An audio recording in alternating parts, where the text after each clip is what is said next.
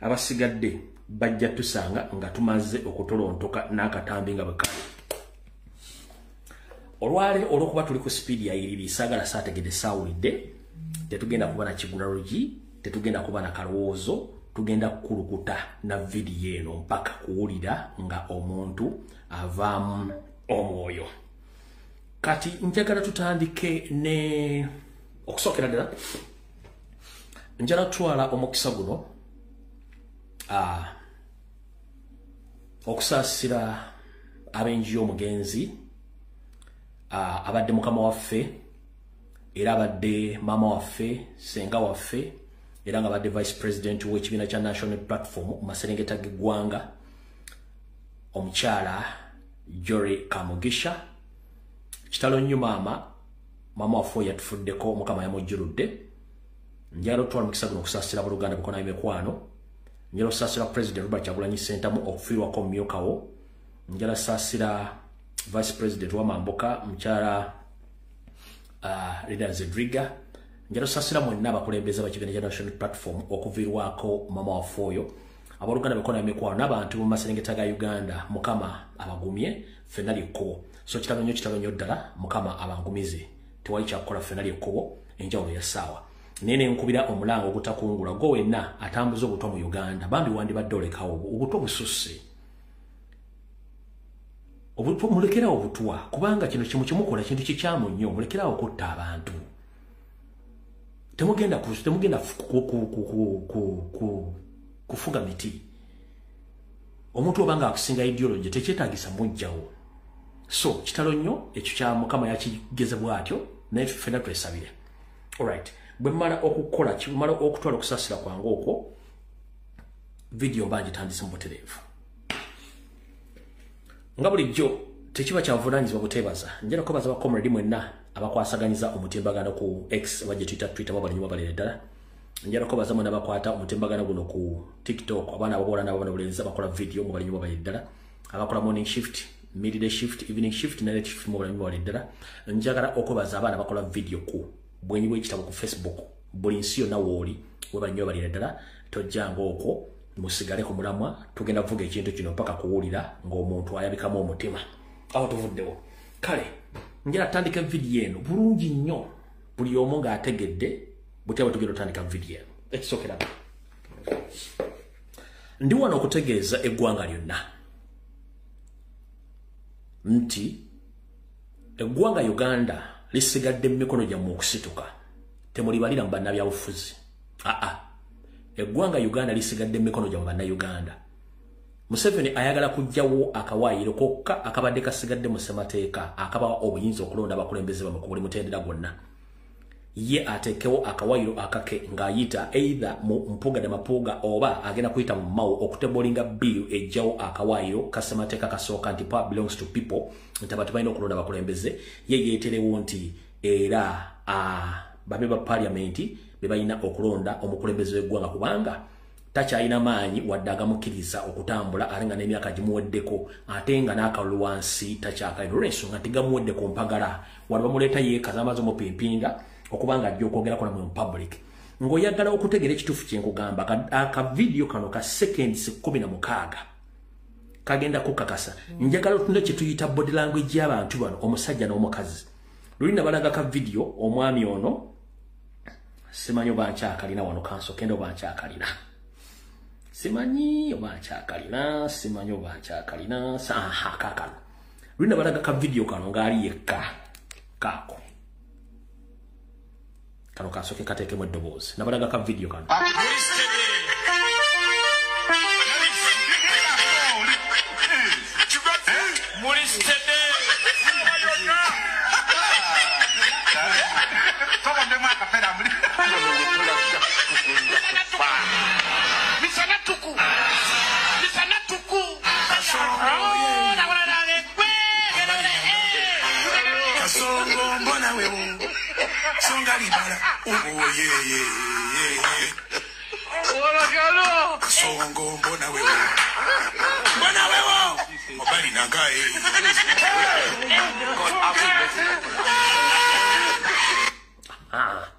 Kati nabalaga ka video ako kati era ku lunaku lwe lumu bakwata akatambi kano lwakuba nti kalimu oluyimba tetugenda ddukiriza kuluzannya naye mu katambi kano njagala otunuulire olulimi lw'omubiri otunuulire ne Janet omubiri gwonna kyovola nti ayambala ebigandula bino okubuzaabuza kuno olugoye lwe yayambala lwamulaga omubiri gwonna ndowooza nga naye aweddeyo tebakyalina kye batugamba njagala otunde butunuulizi body language yokka tusimbula evidiyo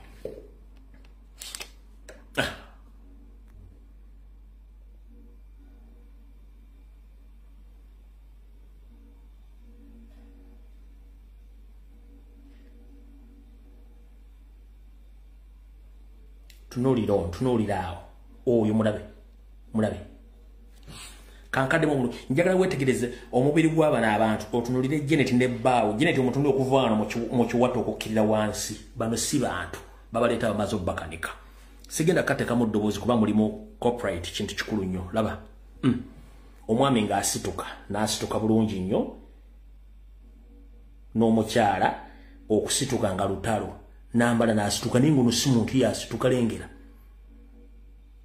omubiri gwonna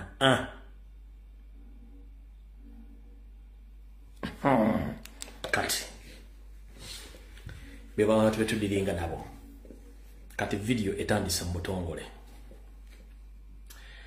ndabye abantu bangi ku social media nga boogera ku bigambo genetically modified gene byayogedde oba didigi byayogedde ndi wano bategeeza mwenna njagala mukozesa amaaso gano n'omutwe gwammwe mu Uganda tubaddemu ne betuyita balooya abalwanizi b'eddembe era nga basobola okuchallenginga ekintu kyonna mu ngeri yonna ebesooka ne balooya bano bonna bagenzi battibwa nga owekitiibwa omugenzi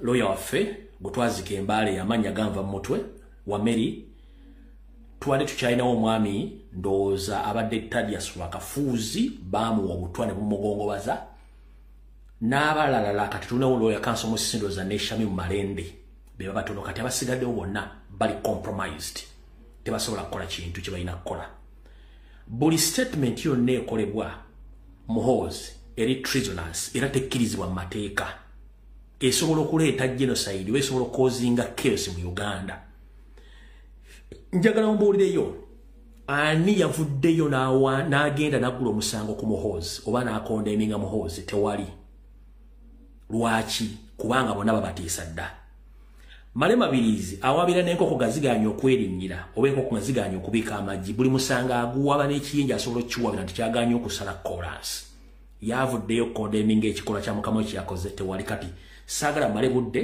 nga mudda ku musajja gomanyi nti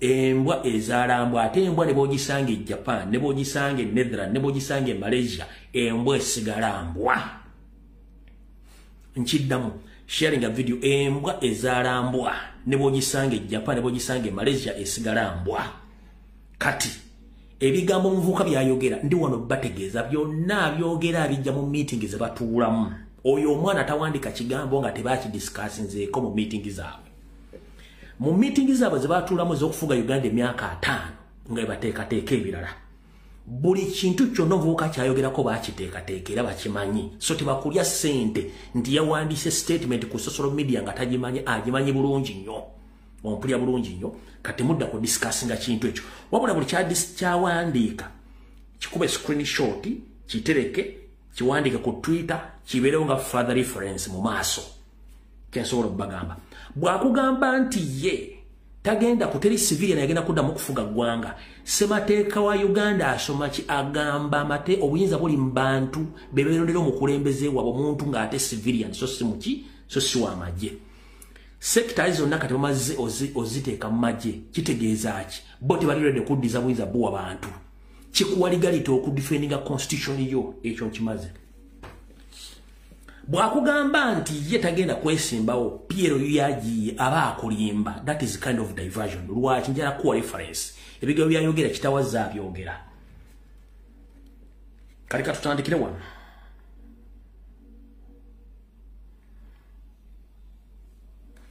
omwami ono yagamba nti Munyankole nenzira ne bagasi Munyankole bannaye pages no baziwabira naye echa stars ziri ligibbo omuntu osobola okusindika star boyagala wonna as a token of appreciation osobola okusindika star mwe balinyo balerera omwami ono ka video kanda watedde mpotini bagano ngagamba bwati. When I came from the bush, this Banyankore wanted to give me cows. I rejected the cows. Cows, Banyankore that was their Moses that had liberated them. Thank you very much. If I'm Moses was not given cows. I can't accept that. You sure? I don't need cows from you. I know how to get my cows. This Banyankore. What be this? When lightning, when Ete tugenda agambye nti abanyankole bava mu nsiko bamuyita Moses nga bagala muwete ente nazigana kubanga yamanyi bafuna ente babadde babbanga ente okuva mu sub-region zonna ez'eggwanga. That is him oyo omu omusajja ono bwe baali mu summit ya Organization of African Union erisaka mu Zambia mwaka gwa 2001 omwami ono Nelson Mandela nani omulala Nelson Mandela ne wayali Moi Nelson Mandela n'omugenzi Moi bali bamaze okukola resolution nga baagala kukola ekintu kye bayita okuteekawo African Union. Africa yegatterumu okitegeera yegatterumu naye Gaddafi yaliwo Mandela yaliwo Museveni yali yesuddeko ebbali bano bamaze okuteesa bagenda kukola African Union nga border zina bagenda zigula nga balina wano currency balina buli kimu. Omwami ono Mandela bwe yambuuza owaayo suggestinga kikyoyogera ku kino akasajja keebuzaabuza nga kafuka kanaaba ne kagenda waayita emyaka gibadde nga 10 ne kamulyamu olukwe Gaddafi aba inatule bamukuba mpaka mutta mpaka n'olwaliro ka video kaakano. And are muting the civilian groups. And therefore, it would not be proper for us to spell out precisely what we have decided. But I want you to go away knowing that we have had a breakthrough. You want to say something? Very much. Thank you, everybody. And again, let's be cool and work for the president's power without nostalgia. And I'm muting the kanzire munzanya akantu kano bulungi nnyo mukategeere ono yali esali nga beekutuddeko tayagala kubera mu kifaananyi bwe bamugamba breakthrough ya African Union ojogerako ki yaga I have not straina kyakwogera kumbe yali amanyi kyagenda okukola kuno. and I'm muting the civilian groups. And therefore, it would not be proper for us to spell out precisely what we have decided. But I want you to go away knowing that we have had a breakthrough. You want to say something, Gakuda? Okay. Very much. Thank you. Thank you, everybody. And again, let's be cool and work for the president's power without nostalgia. Tutambula mpola. Kati bwe kavaawo ne kajja mu 1993 kagende ewaabwe Rwanda ne kagamba omugenzi Joven Habyarimana nti mpulira olugambo bagamba nti eri abanyarwanda barufija bali mu Uganda bagenda kukwata emmundu bajje balumbe eggwanga lya Uganda ne kagamba mbo babalimba waayitawo emyezi 12 mu 1994 ne kasindika ganga yabayeekera nga sere zivudde Kampala ne bakola ekyajabu huyo. Recently, there have been a lot of rumors circulated by people who are ignorant politically that the refugees of Rwanda in Uganda would use Uganda as a base to come and attack Rwanda.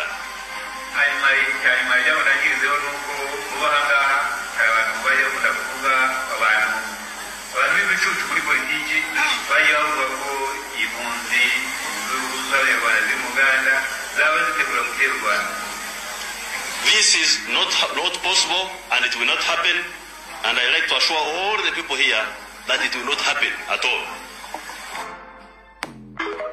Right. Otegedde. Kati mbatumeddeko mwenna by indigenous Ugandans who are still serving the same 7, who doesn't keep his words, even if you helped him any way possible to save his life, the moment he gains strength, he goes against you. This is the woman who brought all the problems we are facing right now, to the extent that when Museveni is proposing to remove Article number in the Constitution of the Republic, all those problems were manifested by Aritwara Rebecca Kadaga. As we speak right now, Rebecca Kadaga is a moving cop. Yo. Echimunywa chimunywera mu situlo ali chimulirako ne greenies ono ye reading okujjawo age limit term limit. Uyo Rebecca Aritwara Kadaga bamu obutwa ate mwagala mufuyo yajjawo yatandika entandikwa y'okuleeta bino byonna ebizibu yo Aritwara Kadaga Rebecca yaleroza Museveni amwagala nnyo. Oyo Aritwara Rebecca Kadaga ekimunywa kimulirako ne greenies ate kimunywera mu straw. Omanyi okunywa soda nga omunywera mu straw obanga okozesa straw, kati kimunywera mu straw kimulirako ne greenies naye yavaako ebizibu ebyo byonna. Okwesiga Museveni weesigamu emmese.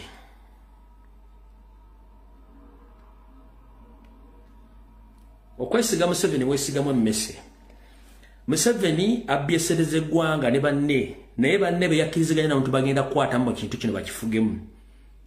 Oli abambabazi yamu obutwa.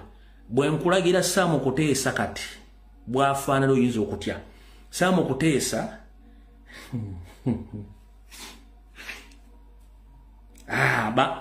obutwe baamu mumanyi buno obutwe obutwe bayita obutwe bw'emmese esoma akatabo. Buno obutwe bw'emmese ng'emmese esoma akatabo. Sam Kuteesa ndazibwamu obutwe bw'emmese nga emmese esoma akatabo, kati yono bwati bwafaanana. Ono before ono yono kati bw'otunuulira Sam Kuteesa ono bwafaanana essaawa zino. Olaba bwafaanana kati bw'olaba akalevu kano kalinganga akadingidi k'abantu ng'obudingidi bw'abaana obuto bw'obusse baana yamudda mu maaso ku kalevu kubanga yeesiga abasajja abakyamu ennyo. Jjukira nabagamba iyo seriti bahabulwa tasonyiwa ne bwe giba myaka emeka. During the political trial moments of Museveni, when he was trying to engage in Ugandan politics direct, he was defeated by Sam Kuteesa. And Sam Kuteesa, he kept on reminding Museveni that you are not a Ugandan, you are Rwandi, nothing you will do. Sam Kuteesa defeated Museveni several times. Museveni kept it secret until now. Waliwamu obuto bwa mmese katoba ka mmese kwa mmese mujimanyi kati bwati wali oba budingidi bwa muddano mwamwizo go musajja byayogera nembiba oba budingidi bwa muddano bosebana bwa mudda mu kalevu, it's up to him yamanyi bamu obuuyu bulinga obudingidi bubu bulinga busebana bubu olaba dano akatoyo oyo ne wano yono wano mulaba yoyawo ne yali yeroloza nti olwokuba nti Museveni bagatta nalowooza nti amusonyiye wano wamutuusizza kati wuyo alinga alina bussebaana akalevu kalinga alina bussebaana kalevu kati gwe tuyita Museveni original pure. He doesn't forgive and he doesn't forget. Watch wurra. Alright. Awo tuvuddewo. Kati saagala genda nnyo nga siwadde information olw'ensonga njagala katandike. Mwenna abategedde enjega eyagudde ku baasi eyabadde eve South Sudan kitalo nnyo ddala abantu bangi bafiiriddemu naye muganda fono omu ku basobodde okusurvivinga alukuviira ku ntono kamubalageko wano then tusimbule video muganda fono yasobodde okusurvivinga Sasira kubida muganda fe ande lino bisaba bakoze bonene nnyo kibasobola odejjamu yabane mwe bali kusaba sasira yodem yo ande wafe yesebo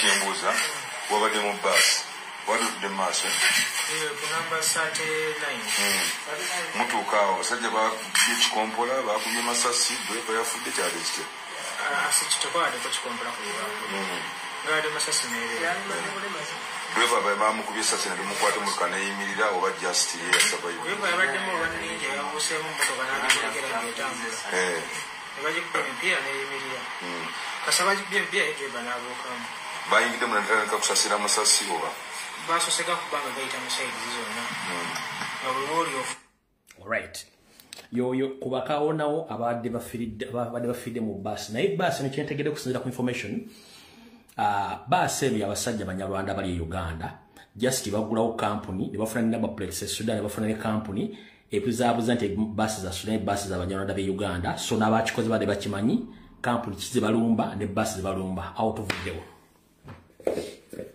mu butongole video evudde kwanjula etandise mbalamusizza olwalina kuzomwezi ziri 25 za konka ku mwezi ogw'omwenda mwaka 2024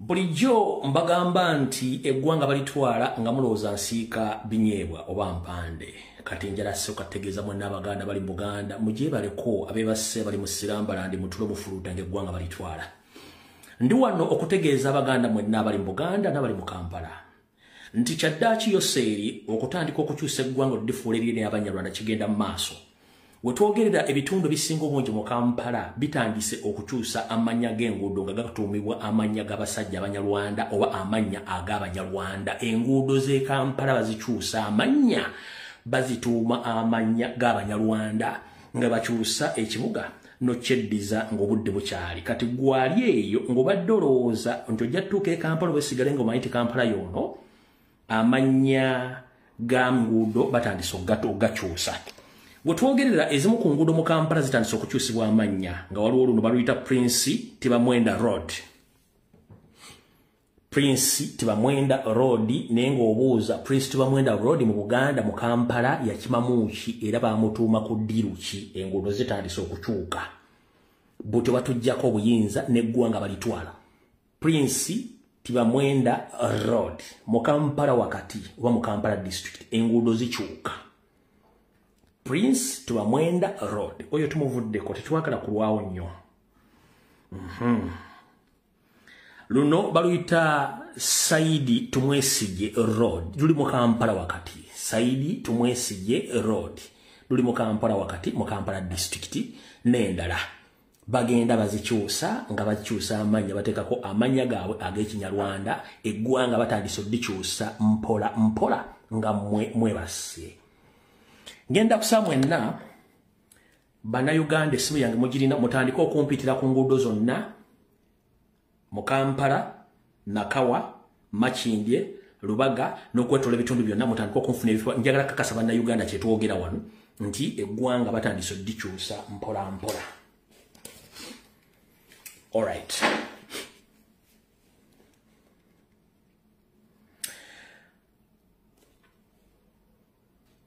Mwenna abadde bazze bangoberera kansula to mukulembeza Robert Kyagulanyi Ssentamu atuuse n'abaagala enkyukakyuka nina amawulire amabi muwulire bulungi nnyo. Nali wano netandika obbategeeza kampuni gye baali bakoze egenda okukola n'abaplate nga ziketta Bannayuganda n'enkyogerako nenzije ne bagamba nkyakola further investigation ku kiki kye bakola ekibuli njagala akantu kala mu kasalemu.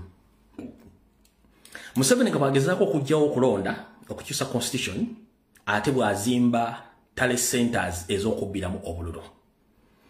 Ndi wano okutegeeza eggwanga bannyabo ne bassebo nti wiiki nga 2.3 Yoseri Tibahabura Tabasiro mutabani wa Kale Kyensete tuzizide nsanga bisibe yagenda ekibuli ku CID headquarters nti agulawo ebizimbe byali byodeddwa okuba nti bigenda kukozesebwa poliisi naddala eyo ekwasaganya emisango n'okubuliza ku misango si bwe kyali kikyamu ekituufu kye kiriwa. Akalu akawedde akabbiri gumu Kyagulanyi yakubira Museveni enkona n'enywa n'afuwa n'oluwa neyeewuunya kiki ekyamuzaaza nga bwe kiri ntawankula mu kalulu mu Uganda. Olunaku Museveni lwe yagenda ekibuli munnanga yali tagenze kugulawo bizimbe bya CID headquarters no bakimanya tetwamanya nti ekkolo gye baali babbira akalulu ne bakaweereza ekyambo mu Butale Center gye baali bataddeyo ensi yakitegeera ne baga bagenda kukyusaamu ewatasobola kufuna access muntu yenna kulinnya oba kuteekayo kigere kye kumanya kiriwo. Njala tegeeza eggwanga nti Kibuli CID headquarters ewali ebizimbe epya ebya renovatingiddwa ebyakoleddwa yegenda okubeera entabiro y'obubbi bw'akalulu aka 2026 ng'era waasetingiddwayo bulungi nnyo zi kompyuta intaneti ez'ekika ekya waggulu ennyo n'abagenda okukolayo lwe bagenda okulonkingayo era mu nkola y'emu eyo senta gye bagenda okukozesa okubbiramu akalulu n'enkoona eve mu kunywa just enywere omwezi ku ttaka. Bwe bamala okulonkinga eyo gye tuyita fake tale center eya NRM gyegenda okukozesa era mu kitundu kyekimu ekya CID headquarters ekibuli ekitongole ekikuuma Yoseliti Bahabulwa ekya Special Forces Command ekya SFC mu bizimbe byemu kitaddemu camera control center eno ngegenda kuba monitoringa Mukono Kampala Wakiso nga yeyawudde ku police enaggulu tibadde bafuna obuzibu mu kusaba data no controllinga kamera z'omu Kampala. Ndi wano kutegeeza eggwanga ne bannayuganda mwonna nti nga ng'oggyeko okulonkinga ekifo bagenda okubalira obulu bwa Museveni w'okubba era mu kifo kyekimu bataddeyo camera control center ngeno ya SFC wegenda okontrolingira kamera zonna ez'omu Kampala nga bwekola okunoonyereza tageti zayo bagenda okuttira abantu bebaagala n'okuba nti data bagenda kubanga balina owaabwe nga teekwataganyiriza kuwa poliisi nga basobola okweditinga n'okwongeramu n'okukola bebaagala kubanga wewali entabiro ennungi baagala okwaloketingiramu okutta abantu. Vidiyo eno nagibalaga kino kyekyali kitutte Museveni tewali kirala.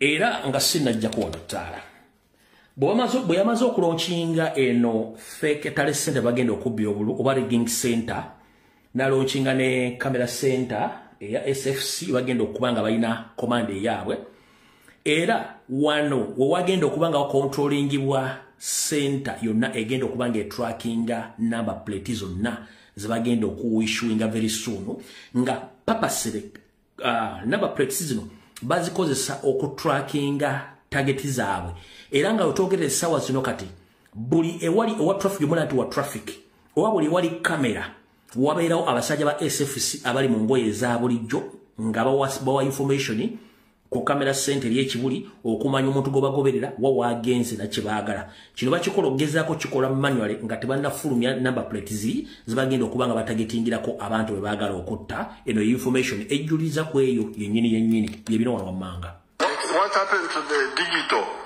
number plates? Because I was very excited with the number of the digital number plates. Who is handling that on the technical side? Your Excellency, the digital number plate project is under the Ministry of Security, and as police we are stakeholders only in Ministry of Security. Yes, Your Excellency. So who is handling that? Our chairperson is the Minister of Security. Okay, Mariam, we say thank you. Welcome.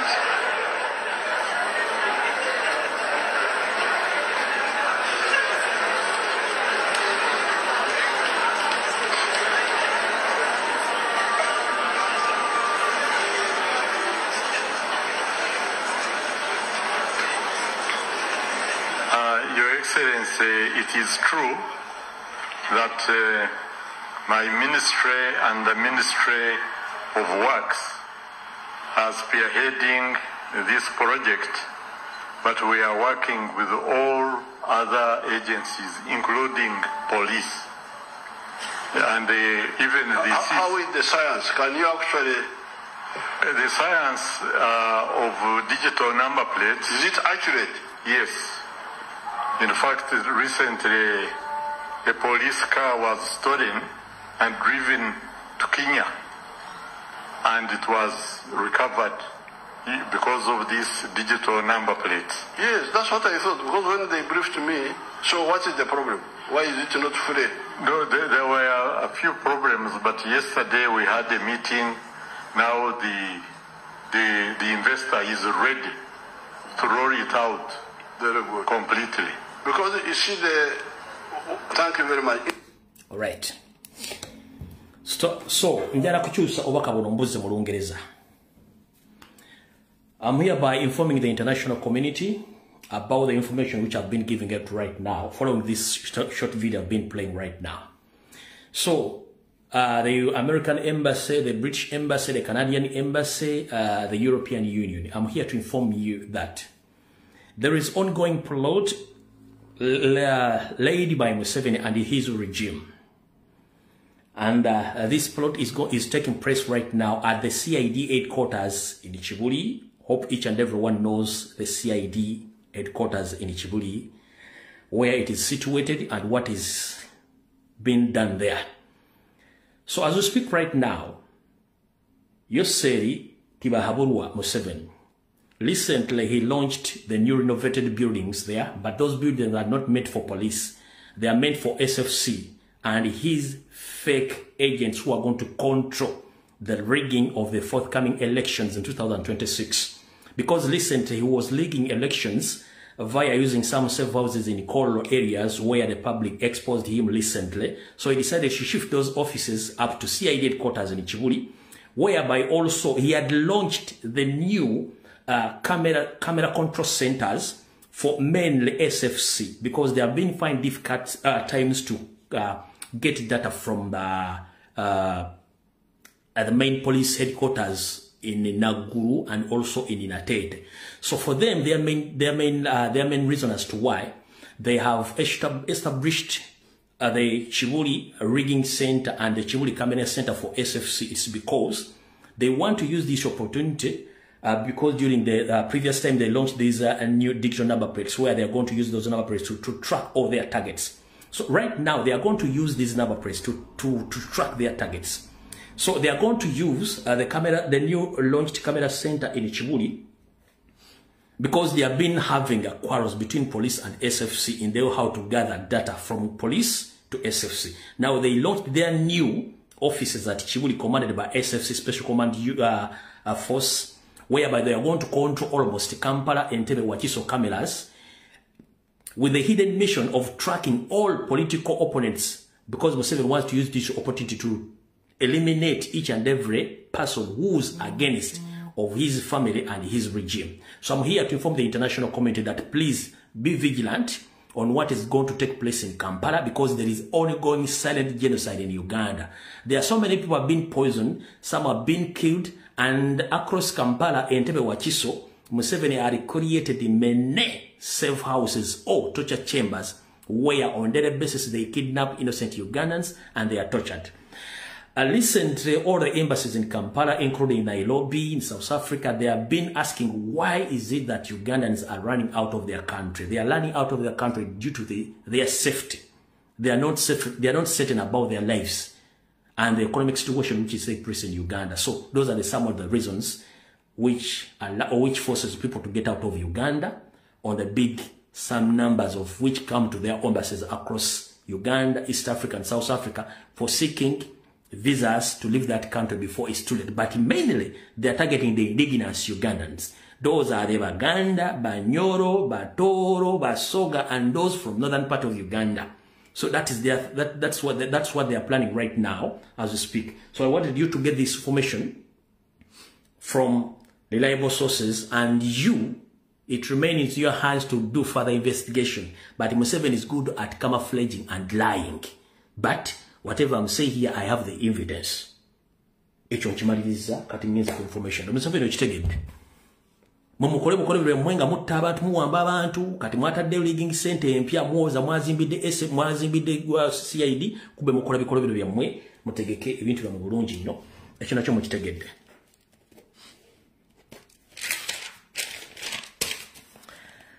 All right.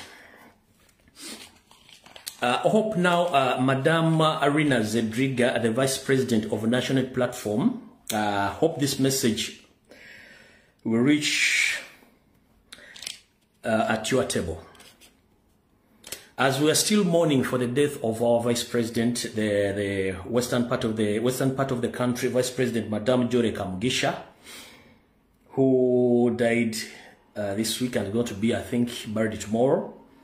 And I've already got the information which states that Madame Rina Zedriga must be very careful because you are the next target. As I've been coming on social media, giving out and exposing Museveni on how he wants to weaken Robert Kyagulanyi Ssentamu, aka Bobby Wine, the leader of National Platform and the elected leader of Uganda. He had been all along trying to weaken him by arresting, kidnapping all his immediate friends, comrades, and partners, including of arresting his own bodyguard or security team. So in the other way, now is trying to weaken him by eliminating all his deputies from all regions so that he can stay alone as we speak right now. So Madame Jore Kamugisha is gone. The next target is Rina Zedriga, the vice president from the National Party of Uganda. Madame, whenever you are, be very careful because ISO, same why, they know that you are very weak. You are the weakest target they ever witnessed. So, I don't know how, but be very careful, Madame Rina Zedriga, CMY and ESO. They are crossing towards you. In any way possible, stay safe and may God bless you. The same applies to Mr. President Kyagulanyi Ssentamu as well. You please take caution about your security and the people you meet.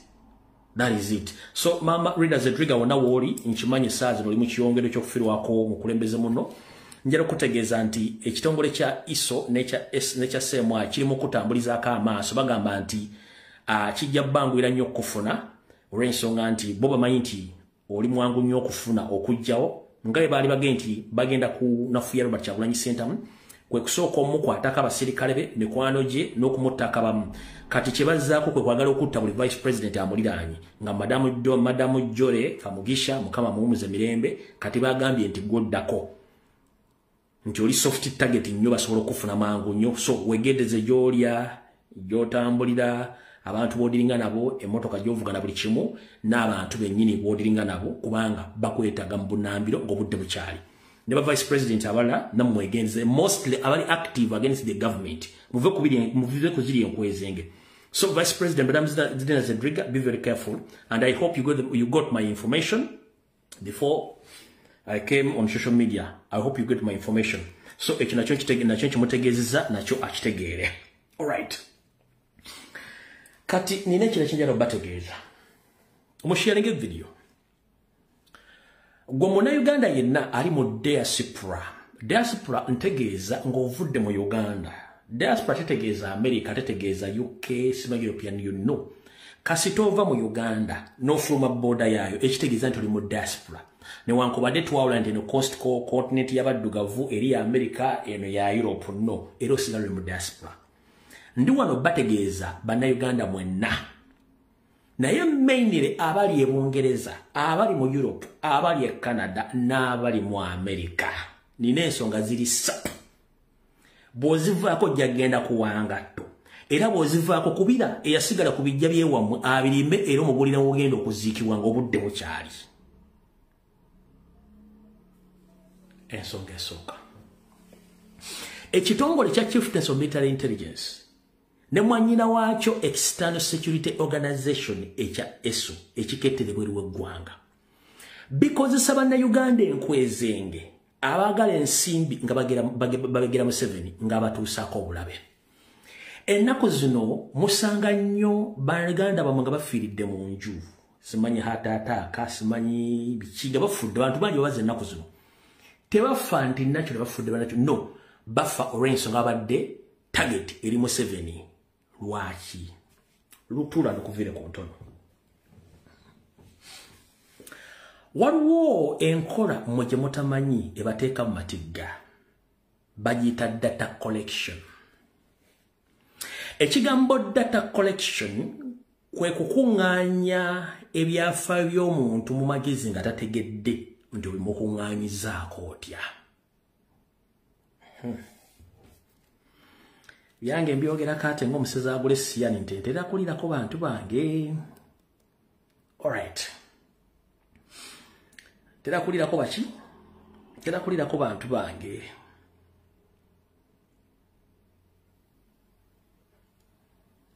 tedakulirako baki bantu bange bw'oba oli Bungereza nga wali Munnayuganda eyali akusindikiddeko ekitabo ekintu kyonna nga kya free of charge nga yakozesaako address yo n'akusindikira ekintu maama nkusaba osenguke oba okyuse location waliwo omwami ono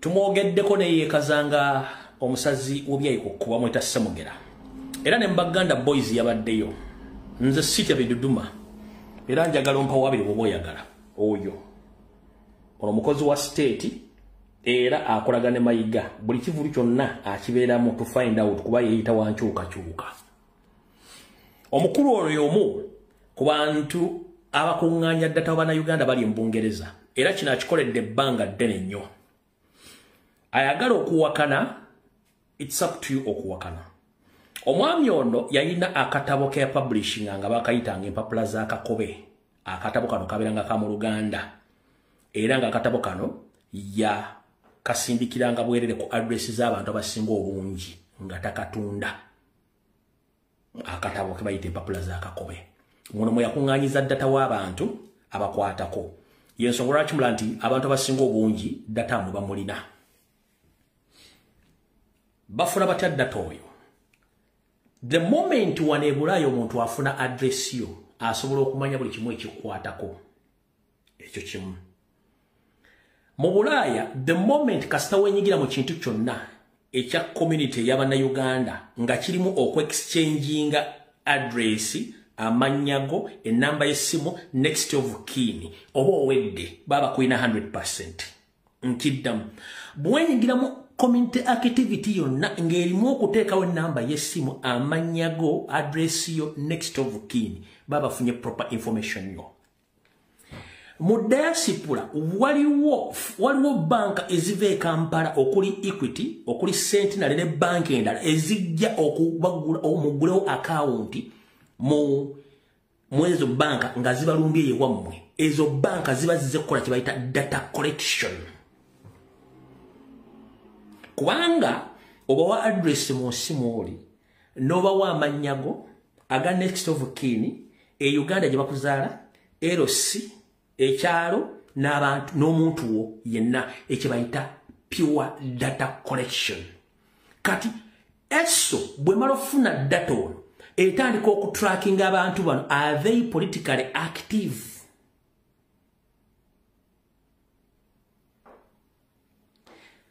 nti no do they support the struggle silently nti yes what are their views on the ongoing political struggles in Uganda nga ba finding out the moment kasaba finding out nga batandika okutracking okutambulirako basobola kikola emyezi ebiri ku mwaka mpaka ne bakufuna ne bakutega akatwa either ku lujjulo lw'emmotoka ku lujjulo lw'ennyumba oba mu function ena gy'oba ne bakola kye baagala gunozikira ekyo nzamu kitegedde kino kyogedde gino kigende mu bantu mwenna bali mu diaspora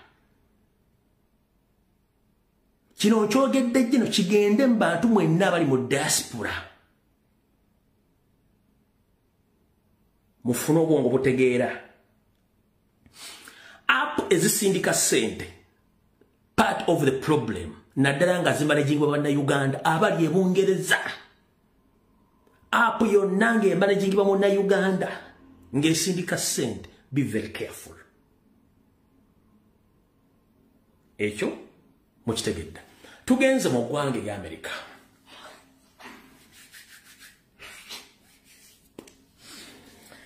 olwaleero for the first time kademe ku displayinga kifaananyi kya muntu n'amannya ge ne bakozi banne but mwetegereze byemukola era mbikyuseemu Munnayuganda yenna ali mu ggwanga lya America oba oli Boston oba oli California oba oli ki for the first time kankoleko ekisa sigenda ku display nga kifo kya linnya lya muntu wadde kifananya, but avoid kampuni z'abanna Uganda ze balina mu bitundu bye mulimu. Avoid one. Bw'oba olina munna Uganda ng'akola mu insurance oba alina insurance company baddukanya insurance company ne already data mu mwamuwaayo muli target kubanga data mbu yonna bamulina. Gwajja ogamba nti nkuba company yo yes kyogere ntaasa bantu.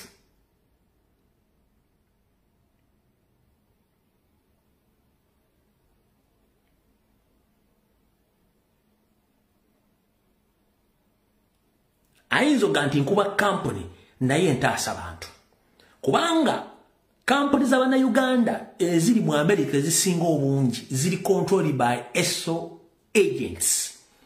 Nga kasitaba kufunako address, enamba y'essimu, amanyago, next of kin, nga babitambuza bulungi nnyo nga bidde Uganda. Nga batandika okufollowinga omwana awe.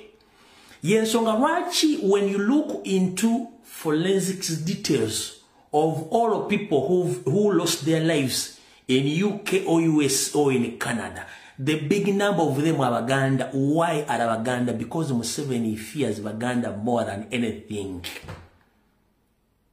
Bonna basingo mungi Baganda. Baba trackinga nga bava mu community activities. Kubanga yomuwayo details zamwe. Baba trackinga nga mugambye nti mugenda kugula bank accounts. Ne bank ezivudde Kampala ziraba agent yao. Baba tracking nga muguze insurance policies ez'abanna Uganda bennyini abalina companies ezo. Beba kunganya data amwe yenna ne bamuwaayo. Ne batandika ba tracking nga bwe mbagambye. Nti batandika okubuliriza omuntu ono yaani. Ali politically active. Supportinga oba ta supportinga. Era ba finding out ne bamala ne bakulya. Ekinjagadde mu kitegere. Wabula njala bategeze ekigambo kino. Waliwo ekirala ekigenda maaso. Gomona Uganda ali California, ali Boston, ali Massachusetts, simanyi luddawa ebitundu bya mubiri besimanyi n'amanya mazibu sime connect kati simanyani.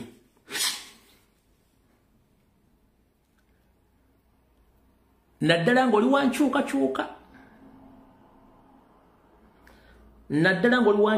ate ng'okyagala obulamu bwo. Ngenda kusaba taata ebivulo bijja mu Amerika nga bibaze mu Amerika byesonyiwe. Lwaki? Waliwo akatega akapya. Ali eyo osobola biwakanya oli wa ddembe. Waliwo akatega kapya kekaluwa. Waliwo enteekateeka y'ekitongole kya External Security Organization ekya ESO. Kirina abawala abalungi kaalaala bali idle and disorderly. Kiki ekibabeza idle and disorderly and they ever attend parties. Nkiddamu iso eyina abawala balungi kaalaala naye nga bali idle and disorderly bali ku mission bangi nnyo babeera mu bivulu byammwe babeera ku community parties what. Omanyi lwaki babeera available anytime? It's because you don't know. There are many targets. It's you the men or the boys who support the struggle. Abamanyikiddwa n'abatamanyikiddwa kubanga badetectinga ani yaani ekibaleeta abawala abo bonna ku mikolo egyo bambi babaze kubateekamu. Waliwo akakotega akapya ke baleese kankano. The moment ogenda ku mukolo oba waliyo omuyimbi oba community party oba ki oba oli awo ng'omukyala ajja ng'atandika okwetega nawe olw'okuba nti zipu yo tosobola gisumula buli tokozesa windows zo manyi abasajja mulina ekizibu mulina 15 minutes ghost eyo ebatwakaze ne mutulanga embaata esala leerwe nga temusobola kwekontrolinga 15 minutes ghost ejja bbalikira obuzibu mu ggwanga lya Amerika n'ensi endala. Wulira bulungi nnyo. Omuwala ng'akwetega munyweddemu nga naye anywamu nga mugenda okuyimbira emmisa yammwe. Olumala okuyimba emmisa ng'akubira poliisi oba ng'ategeeza abantu ng'akubwa kule ekintu kyonna kyanga poliisi ejja ng'abagamba mulemma nti ono antuusizzaako ogwo buliisa maanyi poliisi ng'ekwata embaata ya Annette ng'etwala ng'eggalira omusango okuliisa amaanyi mu Bulaaya abakazi misango gwa naggwa bakusiba n'ebisuubizo bisula mu toilet. Kati basajja bannange mwenna bali mu Amerika, abali e Canada, abali mu Europe, abali e Bungereza, mwegendereze eyakakodyo kapya nnyo nkabagambye atajja kategeera. It's up to you. The 15 minutes ghost ejja kutwala kusibye emyaka 2 kwa 3 ate omala okusumula ate bakutikkodde wammwe. Siri wano kuttira katale bakazi. Continue and do whatever you want to do. I'm here to protect my fellow men and boys who are situated in America with their ignorance of not knowing that America is different from Uganda. Anything is possible in America in terms when you are dealing with a woman. Etho, so through their intelligence, they have initiated that move. They know that the biggest number of Ugandans is in USA. Mwagala nnyo okuwuga ekyojo n'okunywa omwenge n'okwefulaaka bagenda bakwata basire kubanga bo kye baagala. So awulidde tegeeza munno gwe kikutteko kitegeeze bwe kiba tekikutteeko oli waddembe okuleka no information wengi kuteereddeko.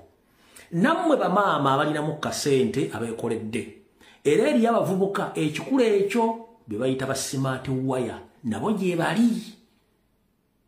Tekiri ku bakyala bokka nti bakozesa abaami eriyo n'abalenzi nga main target yaabwe ate abakyala abamu abali mu Amerika nga baagala kumanya financial marshal yo na buli kimu ky'olina e Kampala. Oba okitegedde bulungi nnyo ekintu ekyo nakyo mukyegendeze mukitegere bulungi nnyo mutegedde bulungi nnyo awo tuvuddeyo tetugenda kulwawo. Awulidde nga kikutteko Monango no nsonyiwa ebyange mbyogera kate ng'omusezi akola essiyane awo tuvuddewo kuba seetaaga muntu n'omwafe nga nsobola okwogera. Ebiseera bisinga mba njagala mpe ku social media eno mpumulemu nendowooza ku mutanda wange nendowooza ku mukoddomi wange owa pulezidenti wange neŋŋamba nendowooza ku bannayuganda bannange bakataala bannange mbale sentya nga basobola obbatta nga nsirise kuba nze ssebo yange njijjako ekiro naye ogenda okera ku makyankuliko information mnoga eno kanjireke kati kyekimpaliriza okuba nti nandibadde kyovula nakendeza nkola lwakusatu lwakutaano lwa Sande ninandibadde ekintu kino nakivaako ddanga nakiri ne lwendowooza ku mutanda musajja wattu buli lwendowooza ku mukoddomi wange Kyagulanyi yampa sinze muwa ate nga mukulembeze wange neŋŋamba nedda nendowooza ku bannayuganda bannanga batalina access ku information neŋŋamba no kanjiranjira. Alright, kati which eno yennyini najja nembagamba nti omukiise wa Kampala Central Muhammad Nsereko takyava ku social media musingira parliament abantu byagenda okukiikirira. Kiki ekimubeza ku social media n'okuba nti agulirira abavubuka bonna bali ku social media nga akosasereza omuwa omusolo. Wulira weetegereze kuno Muhammad Nsereko kwoli wa village ya kutuukako ne ba agent bo bonna. One, njala bazzaayo nti Muhammad Nsereko bayira Kyagulanyi ngaze mu parliament yatuuka n'ogamba nti ye tagenda nkowa Kyagulanyi kuba talina kyamwetaaza. Video nevaayo nga yatuuka mu maka ga Kyagulanyi ne tusirika. Kati Muhammad Nsereko abadde all along bloka wa Museveni ng'agula ba opposition yatuukira ba Kyagulanyi Center munamuleetera emboozi y'emu tyafe ebyobufuzi afe tulya buli jana tukolese namuga please sirikira yammwe yakulya ssente za muwa musolo nze najja kulwanira ggwanga Uganda dikyusa kyanyiza omusajja ono bwe busungu bw'alina ku Robert Kyagulanyi Center. Kati ekizibu kiri luddawo ekirala kiikino omukulu Muhammad Nsereko oba MP wa Kampala Central abeera ku social media ng'agulirira abavubuka abakazi n'abalenzi oba abaana b'obulenzi n'abobuwala okuvuma n'okukalakata Robert Kyagulanyi Center wepo n'okuhakinga page ez'enjawulo kuli ku TikTok ne ku Facebook ne ku Twitter. Eno gyasasula abantu okuva Robert Kyagulanyi Center nga mainti President Robert Kyagulanyi Center yafuuka kyabulambuzi ate yafuuka kyabugagga era ekireeta emmere ku ssowaani z'abantu nga bano bakikola buli lunaku nga basasulwa. Muhammad Nsereko lwaki akola ekintu kino akikola olwa pressure eva mu State House olw'emikolo ekikolobero kye yakola kyengendo banyumiza namwe mukwate ku nviiri mujja kutya ensinga bwetambula. Akola ekintu kino olw'ensonga nti Muhammad Nsereko mu bukujjukujju bwe obw'ekitalo ono omwami yagenda butereevu ne yeetaba mu bikolwa eby'okutunda ettaka ery'empewo liyaguza abasajja Abapakistaani ekireka mu lutobazi yali abaguzawo ekemu nga baguzizza obuwumbi 4 obw'ensimbi za Uganda Pakistan nga bagenda kukolerawo emirimu gyabwe. Wabula Pakistan ne bamala okuwonsereko obuwumbi 4 obwansimbi bagenda batandika okugenda okukebera ku ttaka lino lyobera nti ligenda kubuka libiŋŋanswa bagenda otuuka mu kitongole ekikwasaganya ku nnambula y'ettaka n'ennambika yaalyo kye tuyita Uganda Land Boards nga bagamba nti ettaka liba baguzizza lya kitongole kya NFA ekikwasaganya ebibira. Pakistan bakukenswa bagamba Nsereko ogujwankana ogufujja ezaffe tuzaagala. Nsereko atandika okwetakola mu bigere ne mu nviiri nga talaba wagenda kujja ssente nga ne ssente yazifuna dda. Pakistani bano bamugamba ssente tuzaagala bagamba nti tezifudda dda na lusoggo ngenda bawa ettaka eddala nti ogenda dituwaawa. Nsereko ng'akwata Pakistani bano ng'abakunguza nga batwala essingo ku Mitale Barracks ng'abalaga ettaka eryali ligenda okuwerako almost emayiro ey'ettaka ng'abagamba ettaka lino lyemba wadde ng'era abawa ebipapula ebijingirire. Abasajja na Pakistani kye baakola nga nabo bagenda era gye bakeberera ettaka okulaba ettaka lino lituufu lya Nsereko bagenda otuuka ogenda mu landizi Boseko Kalase eyo wa Minister of Lands okebera bagenda otuuka wenga ettaka lino ate erimu ku ddyo si lya Nsereko lyonna nga n'erimu ku ddyo lya Barracks y'essingo ey'amagye. Pakistani mwe bambalira buno obukanzu bwabwe busala ebibanja Pakistani balina buno obukanzu kalimu siriiti ne siriiti eno bwe kati eno ngambala zino entalabuusi zaabwe nga babuuka enswa kye baakola nga bakwata olufungo nga banoonya ekitongole ekikwata abakenuzi ekya State House nga bakituukirira nga bagamba nti omusajja ono mumumanyi bulungi nnyo nti ye yatufeera n'atuguza ettaka ekireka mu ntobazi ate bwamala n'atugamba nti ettaka tututte essingo tugende okutuuka essingo n'ettaka teririiyo twetaaga mukwate atuwe ssente zaffe. Ekitongole kya State House Anti-Corruption Unit nga kiyita Nsereko nga kimunnyonnyola ebintu bino. Nsereko nga bagaaliza ensonga gyazzeemalira nti nze nze ozambi ensonga ezange nzeemalira.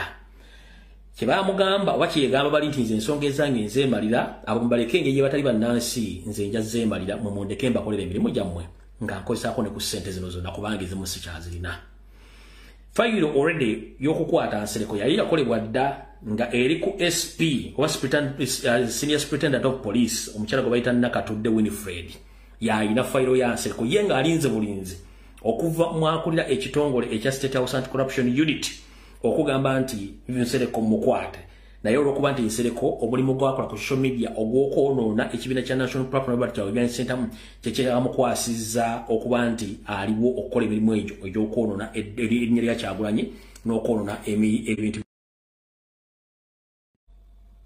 ate ani agikwatamu waliwo ayagala ogikwatamu ani ayagala ogikwatamu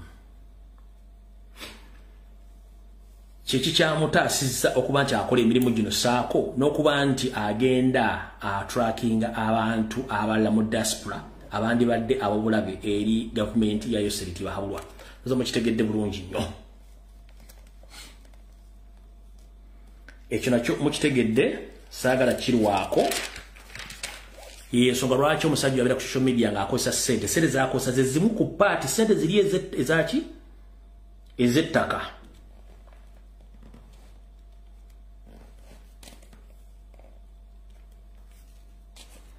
awo nawo nzigaddewo tugenze ku information endala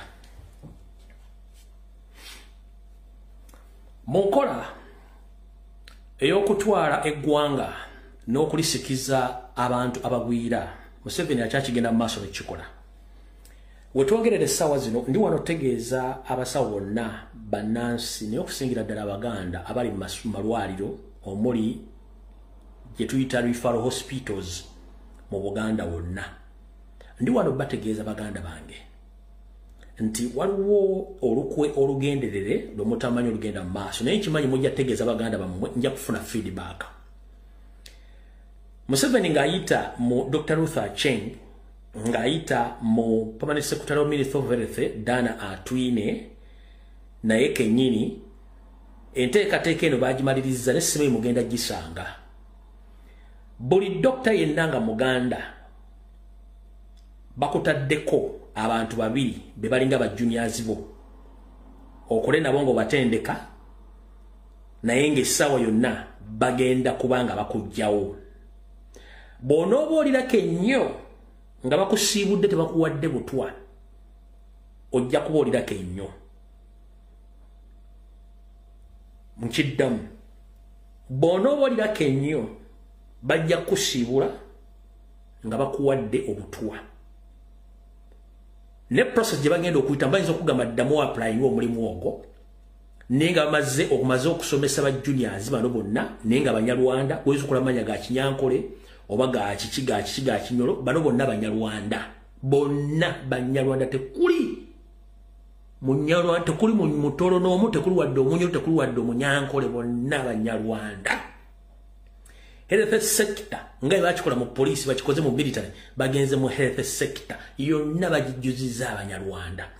Buli musawo yenna omukugu ali mu ddwaliro nga Muganda oba Mutoro oba Munyankole oligino, kimanye ba juniors bonna boyina bayita ba interns bonna abasinga obungi Banyarwanda bagenda balivula, naye Katonda agenda kuyamba odduka ku mulimu ogwo obudde bukyali. Bw'otavaako na butwa bagenda kukola ekyajabu, ojja kikwasako emikono 20. Naye nga enteekateeka yatandise mu malwaliro gonna. Muyinza okutandika okufa ebintu by'ekisiru, muyinza otandika okufuna obuvuyo mu ddwaliro, era oyinza okulaba nga junior ate yakuwa ebiragiro ne orders, sinakindi ofune stress ogende nti bano abaana baakajja lwaki bampa amateeka mu ddwaliro. Bino mujja biŋŋamba nga bivudde mu baganda bammwe abakolagana namwe bajja bagamba. Yensonga lwaki abaana bonna abasoma obusawo nga Baganda babagobye mu matendekero gonna, babaganye okuyita ebibuuzo n'ebibuuzo babisazizaamu. Bonna abaliyo kati abayita ne bawa makisi zaabwe baana Banyarwanda, bamanyi Oluganda, amannya agamu balina ga Kiganda, amala balina ga Kinyankole, naye nga system batandise ogidevelopinga ng'eyingira mu Banyarwanda bonna. Kino kijja banguyira buli muntu yenna gwe baagala okusayira ensingo oba okwerezinga, kijja banguyira nti abasawo bonna abali mu system mu malwaliro ago bantu baabwe. Tekyetaagisa kukubira simu nti gundi mujje onno. It's just a mere knowing ku medical chart y'omulwadde nti ono esebokera Petero, nti okasebokera ke Petero, no problem. Obagenda okuba miruzi oba 3 n'ekitundu okuba miruzi 8. Ngenda okudanga ekibumba kikubye sama ng'oyo agenze silent genocide erimu kuhappeninga ne shift in all positions okuteekamu Abanyarwanda erimu kuhappeninga right now. Nga batandise okushiftinga n'okuneeminga amannya g'enguudo za Buganda n'eza Kampala nga bagazza mu Banyarwanda. Bali Bungereza bali abakungu ba Kabaka, bali mu America abakungu ba Kabaka, naye nga babambaza kadaali muli awo ensi bagitwala. So ekyo mwenna abasawo njagala mukitegeere. Nasooka n'enkikuba mu COVID nga baleesa ba SFC abaali bambala amatawo g'abasawo nga si basawo.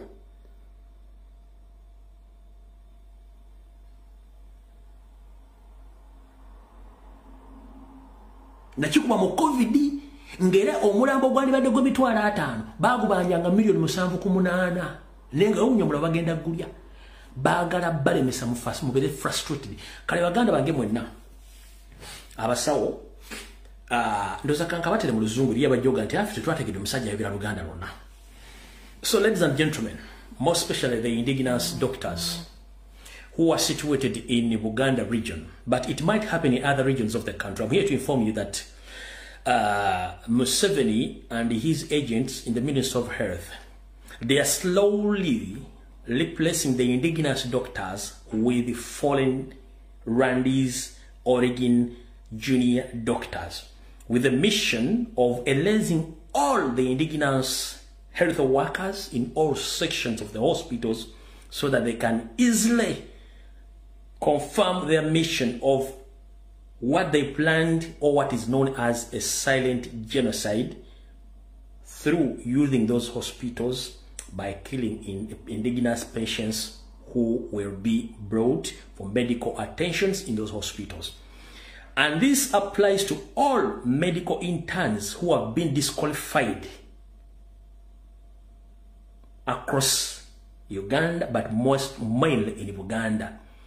All those students right now you see who are in those all institutions or medical institutions, the biggest number of them, they are not Ugandan. Those are Rwandese. That's why all the indigenous, they have been failed to take their course and they're just moving around the camp. That's why Museveni said that whoever feel that he can't cope up with paying tuitions in time, or who doesn't want to cope up with each and every situation which takes place in those institutions, you just leave the institution and go back to your mother's house and sleep. Hope you heard that statement.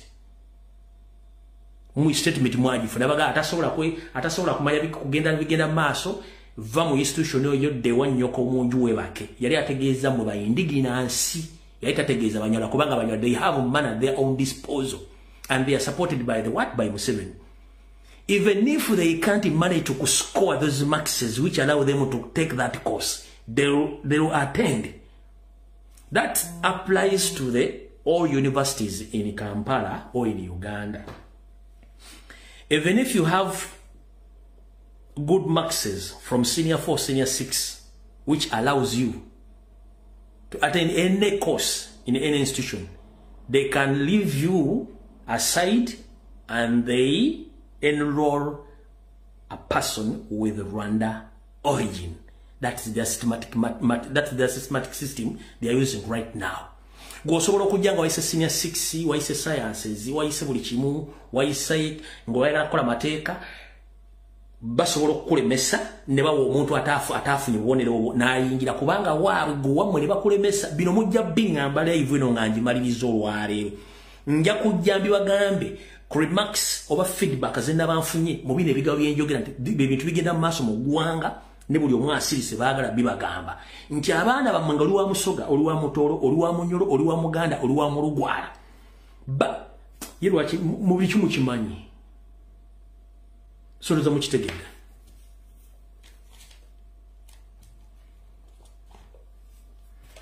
ekyo nakyo kivuddeko njagadde mberenga mu kimanyi bulungi nnyo.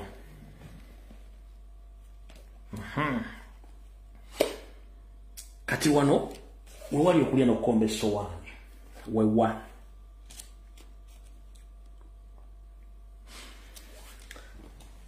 nsaba okuluma kutu kwa Ssaabasajja Kabaka n'omuntu yenna amuliraanye alikodinga akatambi kano akapompereze.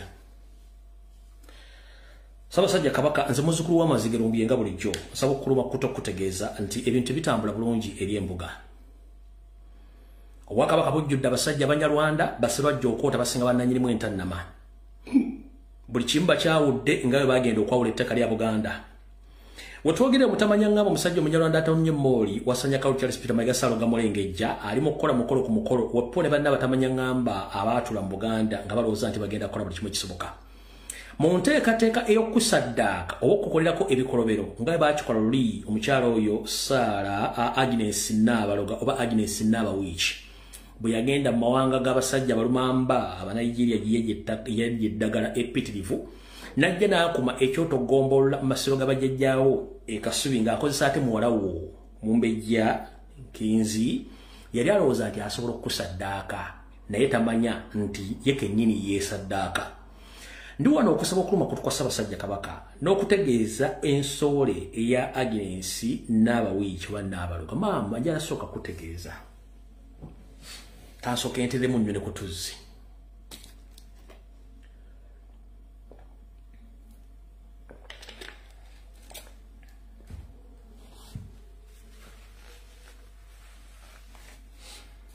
What okufaana Sseruganda ate ate ekiwala takyasensekere kubanga yagala nnyo okweteeka ewalaba. Mukyala Agnes Nabaloga, Sarah Kagere, David Wasajja ne Wasanja Kawo Charles Peter Mayiga omusajja Munyalwanda njala bategeeza ebintu bimukola bya buswavu nnyo era biswaza Buganda. Wandiyagala okukola ekintu omuntu watu n'omuzika ngo yamuyambe ekkiriza. Ebintu bimukola temusooka kwebuuza ku mitwe gyammwe olw'ensonga gye mugenda ku baganga babalimba bulimbi kubaggyako nsimbi tebasobola kubabulira kituufu. Ndi wano bategeeza official nganze muzzukulu wa Lumbuye nti Buganda wala na musaayi tebuganda wala na nsoole nkiddamu Buganda wala na musaayi so sina nsoole. Agnes Nabawiiki oba Agnes Nabaloga ndi wano kutegeeza ne bw'onojjamu akabikko omulalu n'ositamu wengula n'obulaga e Sudaani obula n'obulaga eri ku munaala ogw'emawagga gy'ensibuka emiti ya Nattanda obula obweruge n'obutunuza ekkongo munnange buli kyokola okola kya bukunya. Lwaki? Buganda wala na musaayi era butambula na musaayi. Kyobula baga nti abooluganda bita watu bikolagana tebyatika. Wano nno Oluganda lwenjogera luyinza obbazi bw'olyamu abamu naye munangumiikiriza. Omukyala oyo Agnes Nabawiiki ne Sarah Kafuutu wa Sarah Kagere ne mukulu munnaabwe David Wasajja Apuuli n'ono Munyalwanda Charles Peter Mayiga. Mukimanyi bulungi butanga ntandika program zino embaga yonna mbadde mbategeeza nti abantu bano ng'oggyeko oli omusajja Munyalwanda Peter Mayiga. Bano abasatu beefuutiika mu Bwakabaka kubanga Nsowole Museveni n'Abangereza ze baleeta okuteekawo history muwanvu namubabuulira.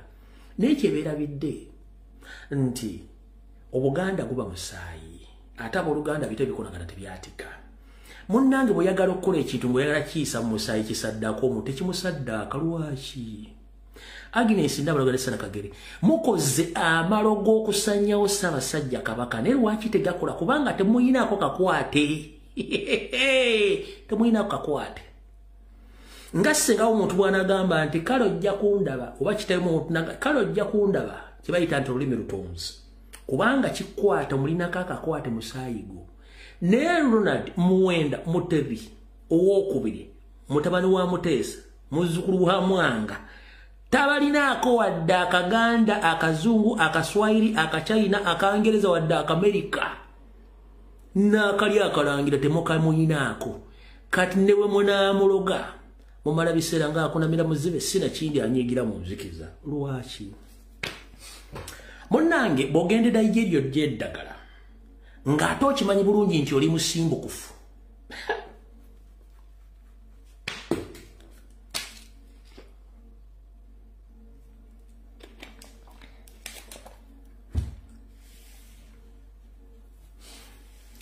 Bw'ogenda Nigeria ly'eddagala ng'okimanyi nti n'emikolo egy'okufuula lubuga tebagikolangako okusinziira ku jjajjaffe Omutaka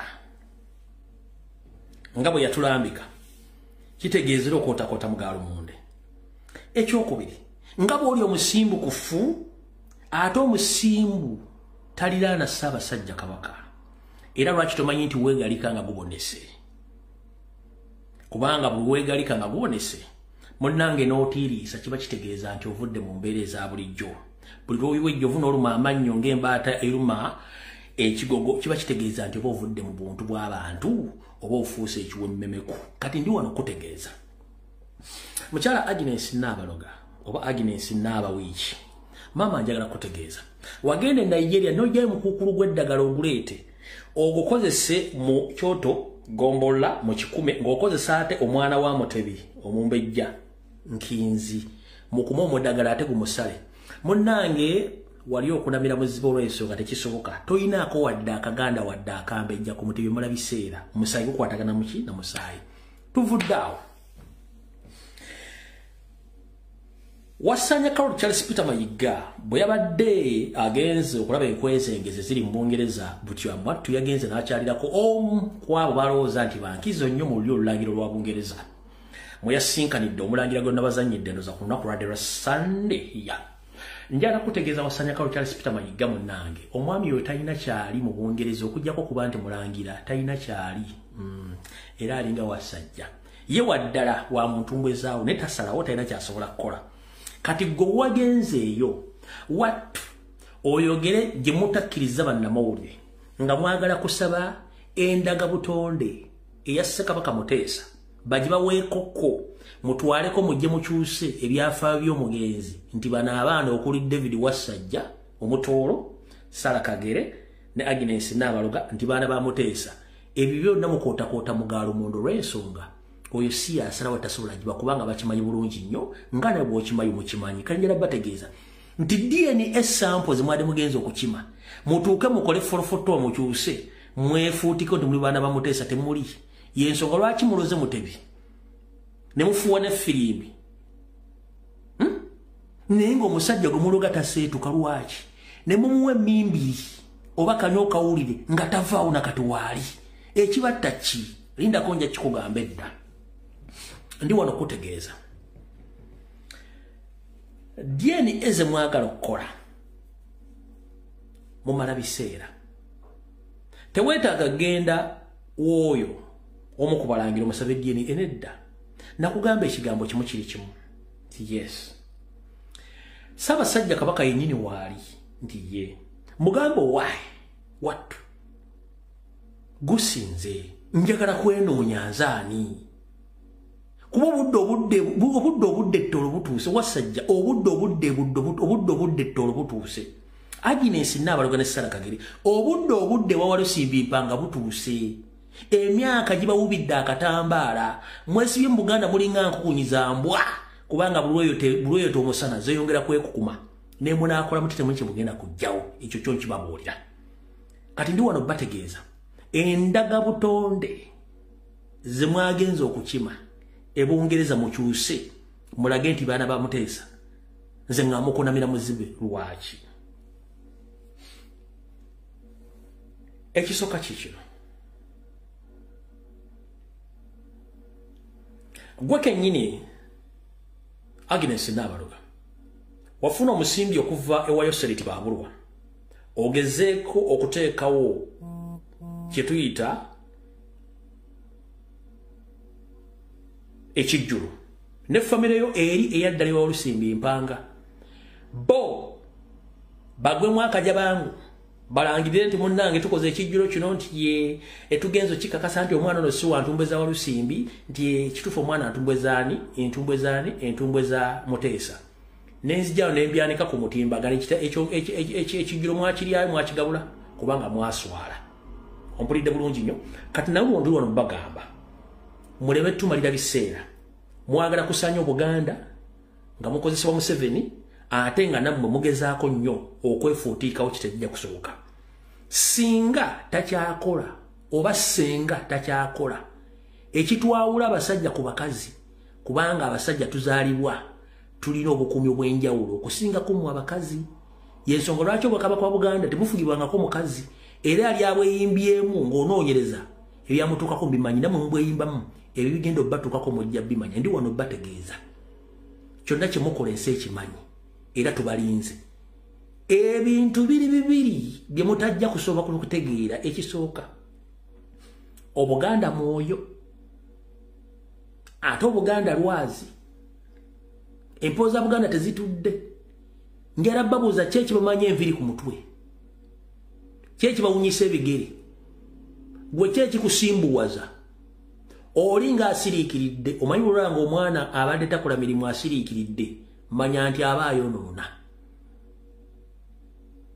nzirano bagamba David Wasajja apuuli DNA test zo gyeziri ze baakola ze bajja ku ntebe road wa dokitawo ne bazirifaalinga ku DNA ez'Obwakabaka bw'Ettolo bazirina nti toli mwana wa Muteesa ekyo nawe wagenda kusemwa ino ekikonfaminga mayiga nawe DNA bazirina ezikonfaminga ne istoriwo yenna tuli musajja Muganda nawe bakimanyi Yesu kono kibakwasiza emirimu egyo kali ndi wano bategeeza mulema tumalira budde ne munaategeka emikolo emmengo ne mukola teriwali kigenda kukyuka Obuganda busigala Buganda gye musasulira ensimbi abantu bajja ku social media boogere bitakwatagana ng'empale z'aba 7 njala bagamba ekigambo kimu nti gwalabyeko ye mwana gwe yenna ali eyo ng'oyogera ng'eyanobako oba yayiika Windows simanyi gubadde gutya oli waddemba okwogera ekikutta obudde kigenda buta kyonna ekiriwo tujja kikozesa okutaasa Obuganda mu ngeri yonna esoboka twamaze dde okukola profile ya Agnes Nabaloga eya Sara Kagere eya Kiwalabe Male eya Gamulengejja ne David Wasajja yawaayi Wasajja mukazi w'omumanyi gw'owujja ekiwojjolo muwala wa Bakireke no Nsubuga ono we Munyarwanda we Masaka yakuwa omuwala omukazi w'omumanyi bulungi nnyo yanne wa muvandume omanyi omulimu gwakola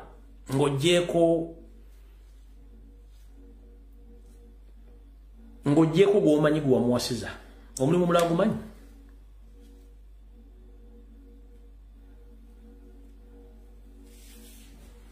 ndigukugamba edda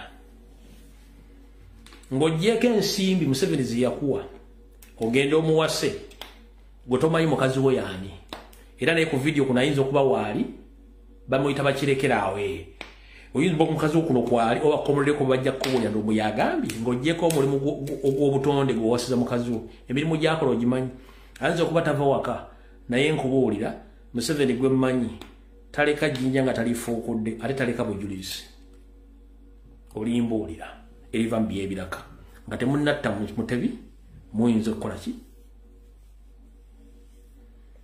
oyinza okudda nga gwomusooseeyo kuba nkimanyi essaawa zino waliko mu Amerika ejo wali ogenze ng'ogenze kukebera kansa w'obulimma w'abasajja kansa w'obulimma w'abasajja amugjawa nga gw'omu ku bantu abasinga okwegadanga mu Kampala wano nga sente ze z'obulamu ebitundu 6 ku buli 100 zimalidde mu kwegadanga kansa w'obulimma w'omujja ludda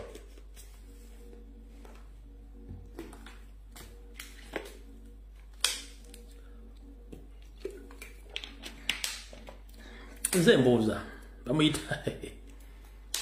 kansa w'obulimma w'omujjawa w'obudingidi nga sente ze z'okoze mu bulamu ebitundu 6 ku buli 100 zimalidde mu kwegadanga kansa w'obulimma w'omujjawa w'obudingidi mayi mulwawo kutegeera ekizibu bwe mba mulya temumanya nti waliwo abaana be basse ku street eri abantu bagoba ku mataka bwe mbeera mu bbanga lwezo ezo temutegeera nti abantu balina ebizibu naye nga gw'otudde naye ku dining akubala omubala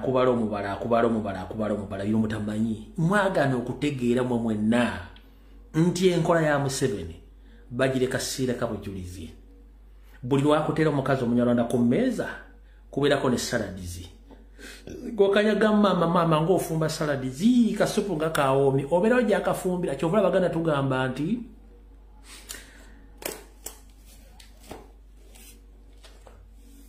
bw'omanya nnyo enkoko ebyerya tasobola girya era Yesu mbatumiddeko mwenna balya KFC bw'oli mangi bakolera KFC toliddamu girya oba ekintu ekirala kyonna oba miliki shake so mwenna abasajja Abaganda abakozesebwa Museveni mukoze kamanye ng'akoza n'owebbwa nti njabbi bagamba wano kangende ku nsonga endala abagagga b'omu Kampala mwenna nga muli Baganda ze sina buzibu nammwe amazima mugamanyi bamba mwina akakadde k'essente emitwalo 10 gy'ejammwe emitwalo 9 gya Museveni ekyo mukimanyi saagala balwisa wabula gye mujjako katono Museveni enteekateeka ze nga omanyi kansooke mbanyo yo kino ekino mukitegeere twatondebwa mu kifaananyi kya Katonda ffenna oba oli mweru oba oli wa pink oba oli wa black Katonda mu kifaananyi kya Katonda ne teryamanyi nkola ya Katonda naki kyagenda kukola nkya opulaninga ne Katonda apulaninga Museveni apulaninga ebintu bingi nnyo ne Katonda apulaninga kati Museveni alina project ne proposal nyingi nnyo ne Katonda mupulaningira kati mwabagagga mu Kampala mwenna ng'omanyi olina ssente ya Museveni kubanga mwenna mbamanyi oba olina kakadde mitwalo 10 gy'egijjo 9 gya Museveni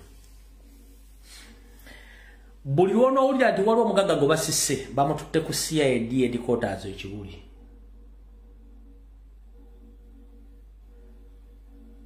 kida buli ono uli atwala omugaga gwa kusisse bamututte ku CID headquarters ekibuli for questioning or for anything temuli ddamu mulabako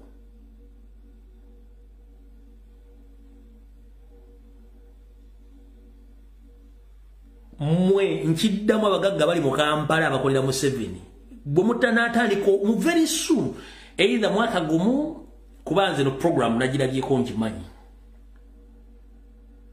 kabanatandika okusika omuti bamututte yagenze bamututte simesi temuli ddamu mulabako for God and my country ali bagenze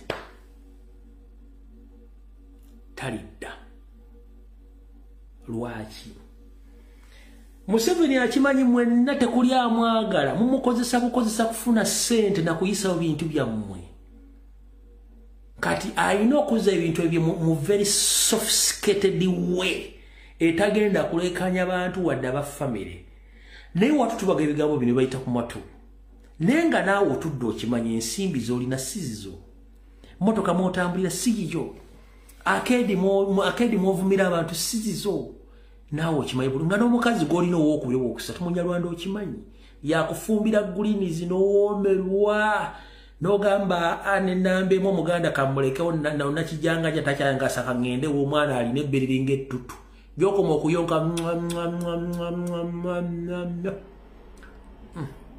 no problem kati mwenjagadde bagamba kulu essaawa yammwe etokota namwe mbere nga mukimanyi mu abagagga mu Kampala naddala nga akasente kolina kaani kamusebe fetuba woninga kuba tetwagala mufe ne muganya okutegeera the same applies ku baganda monna ba politician kano kamwe watu mbalamusizaako bannabyabufuzi abaga nti mukuludde oluvuganya Museveni ng'okimanyi oli muganda oli gino oba oli wanjo kyo nkutumiddeko munange gyebaleko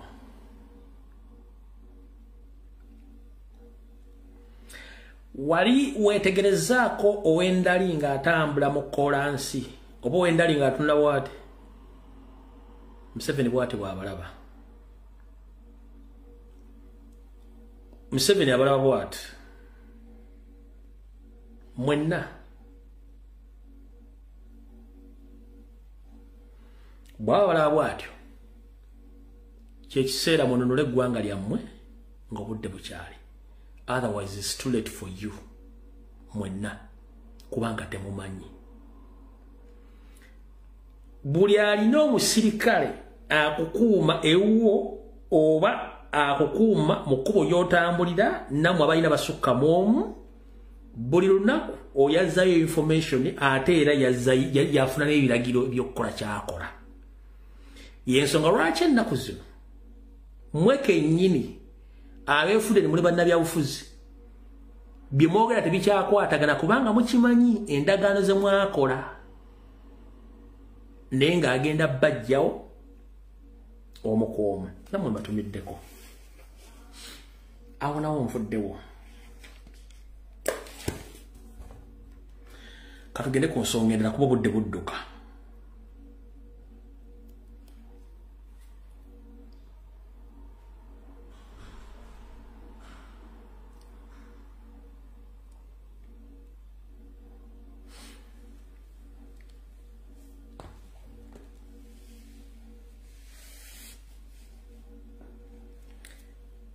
ensonga z'ekiteezi twajja tuzibategeeza mwenna abantu baafa bangi nnyo buli kimu kyagwawo kingi nnyo n'okutuusa olwaleero wabula olunaku lwajjo Yoseeri yagobye akulira Kampala Capital State Authority ED Dorothy Bisaka n'agoba akulira ebyobulamu mukulu Daniel Okero n'akulira abadde amyuka Dorothy Bisaka omwami Luyimbazi n'abaga nti emirimu gyammwe mugiwuveemu mwakola ensobi naye omukalukalu tajja busera ndabyeko Lukwago nti yasizza ekikkowe ku biki ebitudde mu Kampala mu nsi ezirimu amateeka omuntu alina osooka okukwatibwa yalina kubeera Lukwago wadde oli mukulembeze mulonde wa abantu gwe walina osooka okukwatibwa. Kino nkikubuulira mu nsi ezirimu amateeka Lukwago kye bayita meya gwe mukulu gwe walina osooka okukwatibwa. Naye bw'ogaa nti ovuddeyo osize ekikonga bw'ayogedde wano. Sirwagamba nti sikwagala n'okubuulira amazima ekikulu oli munnamateeka nga bw'oyogedde wano.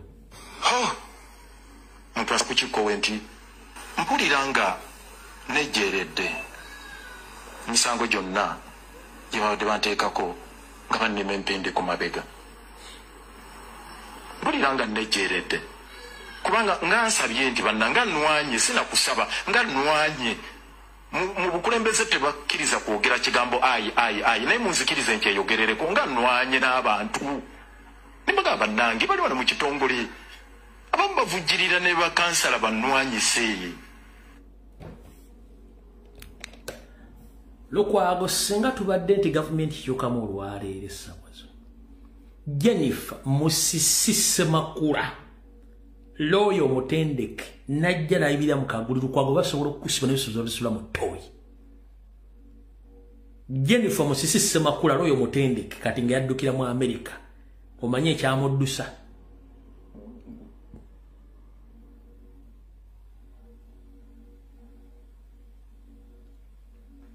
Goza nti bakutikiddeko omugugu.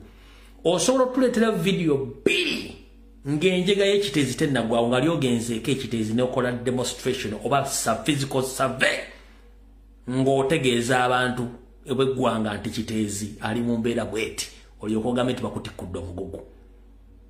Lukwago osobola okuleeta video 2 ng'ogenze ekiteezi ng'enjega eno tennagwawo n'ogamba embeerera ekiteezi mbi. Osobola okuleeta video ezo 2. Lwaki abaana bakansala bannupu bazze mu kuteesa ne bagamba twagala lipoota waganye obba wa lipoota kati ogamba otya mbu bakutikudde omugugu.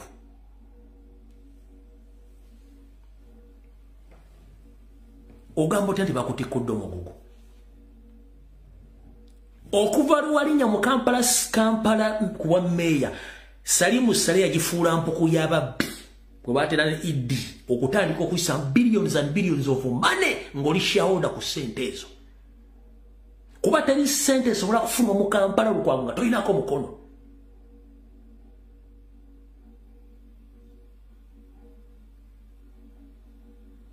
Abaana bakusaba report waleese abayaayo bo wajje maki ne basooka basumulule mu setteeserezo. Amaanyi agaliwo omukulembeze wadde sife yatufuga alina authority okukwata Lukwago n'akusiba nga teyeebuuzizibwa okugwa mu ofiisi eyo wadde oga nti abantu bakulonda lwaki gwe tebakugobye.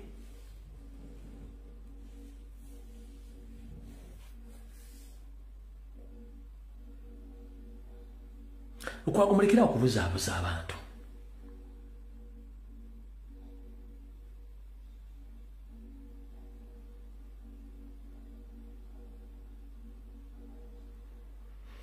Era Museveni ogoba Dr. Daniel Okello. It is a big mistake. Why it is a big mistake? Before that tragedy happens, like 2 months before, Dr. Daniel Okello came out publicly and wrote a report about Kiteezi. Abaliwo nabasomera report ya Dr. Daniel Okello gye yawandiika ku byali bigenda otuuka ekiteezi. Njagala abantu kube baliko nga basomera ebbaluwa eyo.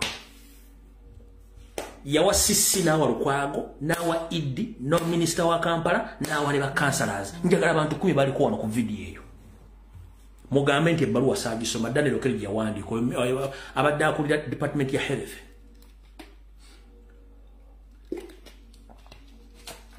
Abantu kube bokka emyezi gumu kitundu kwebiri omwami yali yawandiika ebbaluwa n'awooninga ku biki ebigenda ogwa ekiteezi abaaliko kano munzijukize muwandiika ono temwaliko bwe nasoma ebbaluwa eyo.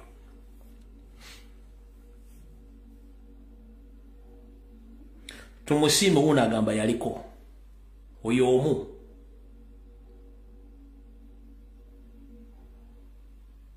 temukwata mu video mugireke etambula abantu kabawandiike. Fadi una agamba yaliko nagisoma. Video mugireke etambule. Agaba wuno yaliko. Aisha una agamba yaliko. Florence Nampije yaliko. Sekadama yaliko bulungi nnyo. Abasinga obungi baliko. Uno yenyinde Museveni oba ya Museveni kicho yagala. Muyina amanya ne kati Ezra una agamba yaliko. So if Dr. Daniel Okero wrote the report before the incidents happened in Ekitezi, he shouldn't remain in that. He should have remained in that office. The people to be blamed and to be arrested is Lukwago, ED, Deputy ED, and the Minister of Kampala, because the man wrote the report before the incident. Why have you chased Dr. Daniel Okero? Ekitute kiso kyambuzi kirekero mbazi ne kirekero omusi ne kitumye omubazi. Omusajja yawandika alipoota. Nabage bigendo tuke Kitezi biri ABCD. Kinzo okuvira ko bulambu abantu okufa. Nokona ebintu by'abantu n'okufiirwa sente empitirivu. Dr. Simumanyinzi. But he's a fellow Uganda, ne muna Uganda ngazi. Ekitufu tukyogera nti kitufu kyamu tukyogera kikyamu. Dr. Daniel bobo ina baloya bo ng'okozesa obwongo bwo ne report gye wandika. Wabira Museveni wabira KCCA. Lwaki bakuye mu office?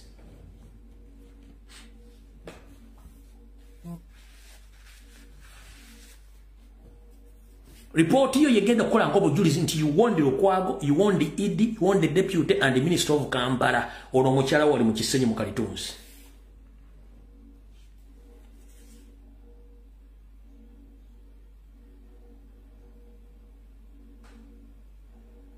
So, omwagadde Kitezi abantu abasukka 12 abafa ne properties z'abantu was closing within that small 2 paragraph of dismission letters. Nga they are homeless. They have nowhere to go. They lost their lives. They lost their properties. Just to go immediately they were in refugee camp. No one in Kachisaka, Daniel Okero, Aluyimbazi, Mbaumoza. Period. Because Museveni don't care. Whatever tragedy is happening in Uganda, it happens in Uganda region because you hate Uganda and you need to reduce the number of Uganda. So whatever happens to Uganda, you don't care.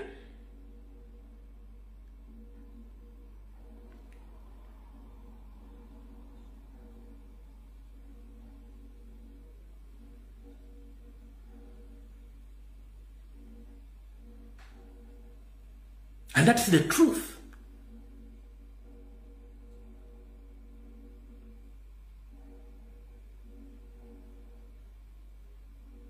People were just from their houses and they are in Kitezi. The same president in Lusanja. Nobody cares about them because they are Uganda. How many times have you heard that in Mbarara or in other areas where Banyarwanda are situated, there are such cases which happen in Uganda? Nowhere. Just in Uganda, because of Uganda, you hate Uganda. That's why you're doing such things. Now, yeah, time is coming. Payback time is soon, and very soon in corner knocking. You will pay each and everything. And you'll pay dollars. Lukwago, Sebu. Italoya. No gamba bakutikudomu. Nkugambye singa Jennifer namusisi semakula akomawo. Nga government ekyuse Lukwago bagenda kusibira mu International Criminal Court.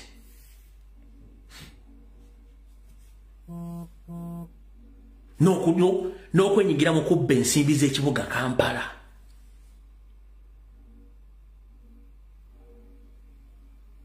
Njagala nte video 2 emyezi 2 Daniel Okero akulira department yawandika report n'akuwako sisi n'abalabula wagenda Kitezi n'okolako video oba n'okolako search oba survey ku bintu omusajja byawoninga tewali yakolako survey but babadde bagomba basookedde ku ye.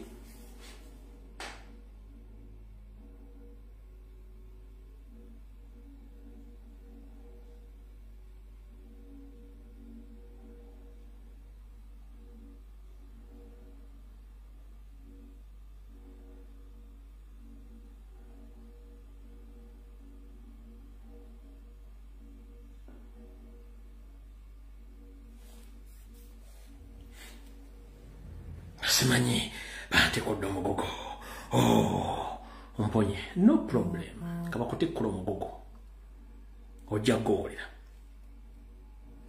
kati kambazanyira nakala aka video kaddakiika 3 buli munnayuganda gy'oli njagala at least mubeeremu ffenna tetugenda tuuka mu Uganda mpya but at least muggula obwongo bwammwe mutwale information gye tubawanga ekintu ekyomugaso londamu by'osobola by'otayagala bireke nzize ndeppuka ne information y'obutwa all along kansoke mbajjukize Museveni yamanya nti abeera n'enkola nnyingi ez'okugyawo abantu naye enkola etasobola kusasamaza y'obutwa banyabo ne basa obutwa tebutandikidde lumbuyo wabwogedde obutwa badde bungi nga bujja butegeebwa abantu nga bafa naye ebiseera ebyo nga mainstream media UBC ne buradio bulala nga tebusobola kwogera nsonga zino kubanga tebaalina evidence nakikiraga kati tulina social media evidence tuba nazo ne information tugifulumya banyabo ne basebo okuva mu myaka gy'enkaaga egy'ensanvu egy'ekinaana egy'ekyenda buli munnayuganda yenna munnabyabufuzi omusuubuzi munnaddiini abadde bajja bafa nga tebakubye masasi babadde bafa butwa obutwa bwe buli bukyatambula ate kati kiyitiridde eno video bandi badde bagisaasaanyiza ku TV ne mu radio nga buli omu bagifunye bagyogedde but nobody talk about this bano kye baakoze bayagadde kuteeka mu referensi za mmere nti emmere emu ereeta obutwa no a big no why mwenna bali kuno mukimanyi bulungi nnyo nti ensi ezikulaakulanye za Amerika zibongereza mu Europe tebalina mmere ekintu kye babesingawo kye bayita fast foods emmere ey'embagirawo oba emmere eyangwa kati fast foods ezo zibeeramu ebitali bituufu nnyo ebazikozesa emmere ddala kati ng'enkoko ezo obumonde kiizi ennyama eyo biki kati emmere eyo ebeeramu obutwa bungi nnyo yensonga lwaki nti bw'ogenda mu bazungu bana balya fast foods mwatu bagejjanga ente z'obasala ze banasala ku Eid oba ku Christmas kuba balya emmere bazita fast foods kati emmere nebeeramu ebirungo bingi nnyo ebeeramu n'obutwa kati kyobula nti abantu bana bali emmere babeera bo best tebagejja lwakuba nti baagala no kiva ku butwa bw'emmere buli obubeera mu mmere eyo ne batandika okuyimbuluka ng'ente ze banalya ku Christmas bojja notandika okikiraageranya ku nsi nga Uganda a tropical country nti n'emmere eviiriddeko abantu okufuna cancer at this particular moment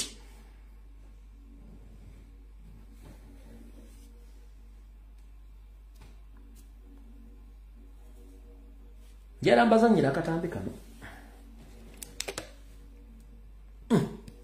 alipoota ku butwa obutta abantu obumba bubaweera mu mmere obulala buva mu buwowo bwe mu gavumenti ey'omwaka 2022-2023 abantu 15 basangibwa mu butwa obw'enjawulo mu mibiri gyabwe alipoota eraga nti abantu abasoba mu bitundu 2 basangibwa mu butwa obuva ku birime abasoba mu bitundu 2 basangibwa mu butwa obuva ku bintu ebikozesebwa ewaka nga jjikyayo z'engoye abantu abasoba mu bitundu 14 babujjibwa emisota so nga abantu abasoba mu kitundu kimu ku buli 10 babateera obutwa mu mmere ate abalala ebitundu 2 ku buli 10 obutwa babujja mu kussa mukka mubi abantu abaweza ebitundu ebisoba mu 63 ku buli 10 baweebwa obutwa mu bugenderevu nga be basinze okukosebwa ennyo so nga obuwoobwo eddagala lya ibuprofen paracetamol sanitizer eddagala eriziyiza okufuna embuto nabyo bivuddeko abantu okuba n'obutwa mu mibiri gyabwe omwogezi wa minisitule y'ensonga z'omunda mu ggwanga Simon Peter Mundey agamba nti ebitundu by'obuvanjuba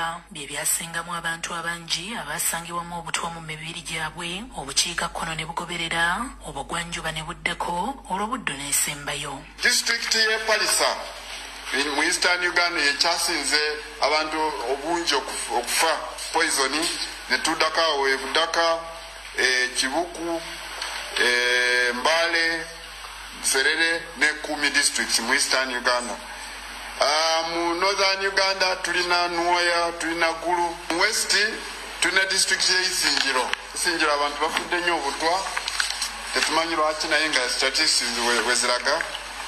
Ne wano mu Central e Masaka. Alipoota y'emu eraga nti bukya mwaka guno gutandika abantu 967 be baakasangibwamu obutuwa ng'abasinga okukosebwa baana bato abali wansi w'emyaka 12 ekyongedde okweraliikiriza abanoonyereza. Cases 967 zetunulidde zino ze baripotinga naye waliwo cases nga mu byalo eyo abantu bafa tebaripotinga basirika busirisi abantu bafa bufiibu. Mwende era aliko amagezi gawadde abantu ku ngeri ennyangu gye basobola okumanya nti balina obutuwa mu mibiri. Tuyanirira omuntu omulaba nga asesema oluvannyuma lw'okulya emmere olaba alina omutwe nga gumuluma ekiyitiridde olufuku. Ekyo omwami olw'amagye kyakola kye bayita premeditated statement. Oyo kyakola kye bayita premeditated statement, okwogera emboozi enteeketeeke ku biki ebibaddewo nga tembimanyi n'ebigenda okujja bireme bafuukira kizibu. Tugenzeko mu forensics katono nnyo eya vidiyo eno. Kati gwe abadde ampakanya eyanvumanga eyakolanga ki kino kikuleka ludda waffe tetukyayomba n'abantu. Kati bwe tudda mu forensics tukimanyi bulungi nnyo. Kampala, Mukono, Wakiso, Entebbe areas ezo zisingamu okubeeramu abantu abangi ennyo. Banywa, balya, bakyakala, bakozesa buli kintu kyonna ekyetaagisa okukozesa, era abantu bafa bangi nnyo mu bitundu ebyo. Lwaki abuuse n'akutwala e Masaka? Kubanga tayagala kumentioninga bitundu bino. That is their main focus, ye target yaabwe. Tebasobola kuwalaminga nti obuto businga mu Kampala.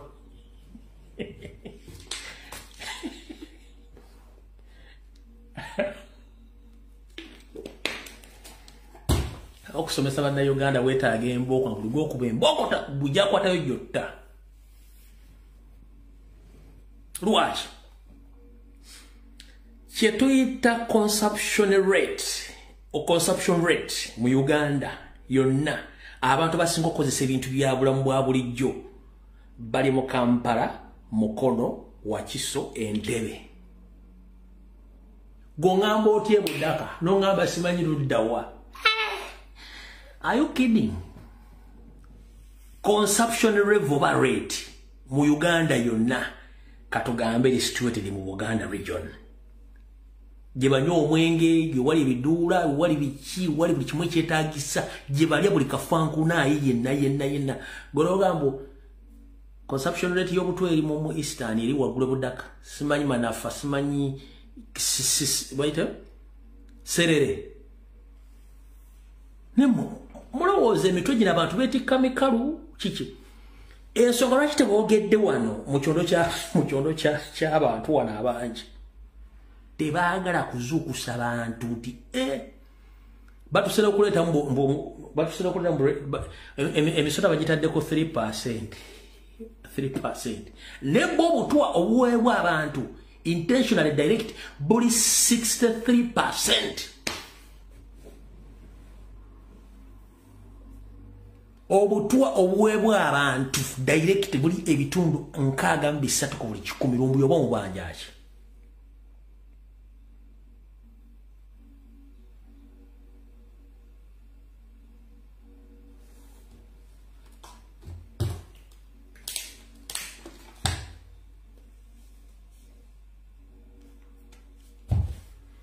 Banyaba de basebo nessanyo bategeeza akatambi kawedde mukama bankuumira takomera mpeera tusinkana ku Lwokutaano saa 2 ez'akawungeezi. Buli muntu beera mbega wa munno mwebeereremu. Tulisinkana mu Uganda empya Katonda bw'ali baasiimye tujja kusinkana n'essaawa zino kaakatambi kafundikidde mwenna mukama bankuumire. Siina lutalo na muntu webigambo byenjogera bivunaanyizibwako naye sivunaanyizibwa ku ntegeera gy'obitegeeramu.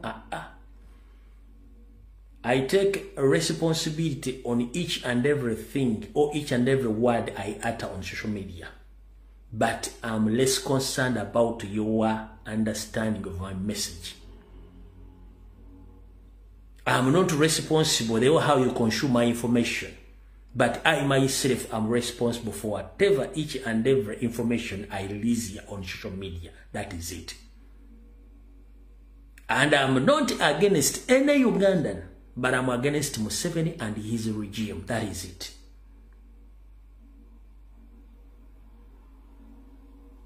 Sivunanyizibwa kuntegeerayo gy'otegeera byenkugamba. Naye byenkugambye mbivunanyizibwa kubanga byange. Entegera gye mbikugamba mu bitegera gw'omanye. Okitegedde. Mukama bankumira takumira mpeera. Buli muntu weebereremu ekiri atabaala kyekiri n'asigadde waka. Nga nfundikira. Video zino ngenda tandiko zijjayo ku bwenyi bw'ekitabo olw'ensonga nti tukizudde nti Museveni n'ebitongole bakozesa video zino okuwabira accounts zaffe ne page zaffe n'osanga baziri meetings badde na biddo kiba nandi badde kibaga mu ntandikwa. Video zino bwe ku Facebook abazira oluvannyuma ne semwa ne iso bali reportinga videos ne baziri reportinga ne bali meeting accounts zaffe ne page zaffe. Unako osanga baziri meetings bakola bikibanga bakosa videos zino zennyini. Kati bwenzijje ne musa ku pages endala itusokeneze kuno kwange nazijjangayo abatazira byo jalisanga ku platforms endala neze kuno kwange nafunye information ndaga nti videos zazina baziri reportinga.